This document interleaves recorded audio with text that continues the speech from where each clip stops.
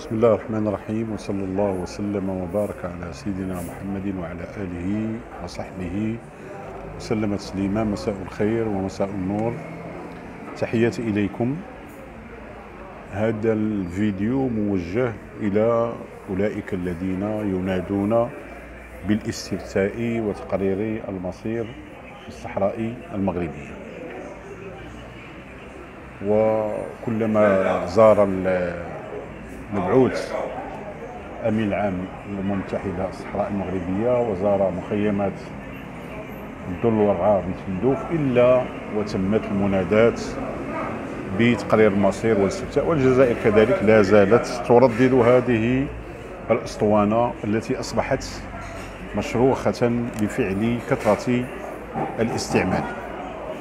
إلى هؤلاء أقول لهم أن الاستفتاء في الصحراء المغربية قد تم، وكذلك تقرر المصير، ولقد عبر سكان الصحراء المغربية على أنهم مغاربة ينتمون إلى هذا الوطن.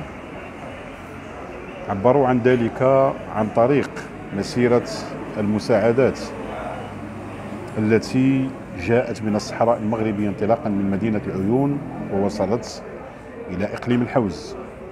لقد تم هذا الاستفتاء، فهذا هو الاستفتاء الحقيقي، وهذا هو تقرير المصير، مصير الانتماء إلى وطن واحد، إلى مغرب واحد، إلى وطن يجمع المغاربة على مصير واحد وعلى كلمة واحدة. فهذه المسيرة، وهذه المسيرة التي كانت تضم أكثر من 50 شاحنة من الحجم الكبير، تضم مواد غذائية، أدوية، أغطية، أفرشة، توجهت من مدينة لون. قام بهذه المسألة الصحراويون المغاربة الذين عبروا عن انتمائهم، وكان هذا استفتاء يعني لا غبار عليه، وقرروا فيه وقالوا: نحن مغاربة، نحن ننتمي لهذا الوطن، نحن منه، ونشارك المغاربة أفراحهم ونشاركهم أحزانهم. هذه المسيرة كذلك وهذا العمل هو عبارة عن رسالة إلى من يضع خطا بين المغرب وصحرائه. نقول لهؤلاء الذين يشككون في مغربية الصحراء والذين ينادون بالاستفتاء وينادون بتقرير المصير أن هذا الخط الذي تضعونه بين المغرب وصحرائه ضعوه على أفواهكم واسكتوا إلى الأبد. ضعوه على أفواهكم واسكتوا إلى الأبد. فلقد حسمت هذه القضية، قضية الصحراء المغربية، حسمت وانتهت.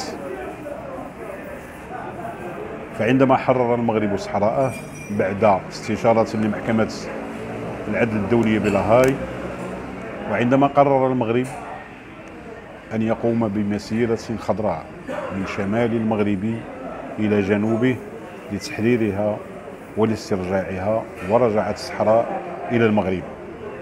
الآن هذه المسيرة هي من جنوب المغرب، من صحرائه إلى شماله، إلى منطقة الزلزال. عبر فيها المغاربة سكان أقاليم الصحراوية المغربية عن انتمائهم، وقالوا: نحن من هذا الوطن، وهذا الوطن منا، ونحن مغاربة، ومع المغاربة في السراء والضراء. انتهت القضية وطوي هذا الملف، ومن يريد أن يضع خطا بين المغرب وصحرائه فليضعه على فمه وليسكت إلى الأبد. والسلام عليكم ورحمة الله تعالى وبركاته.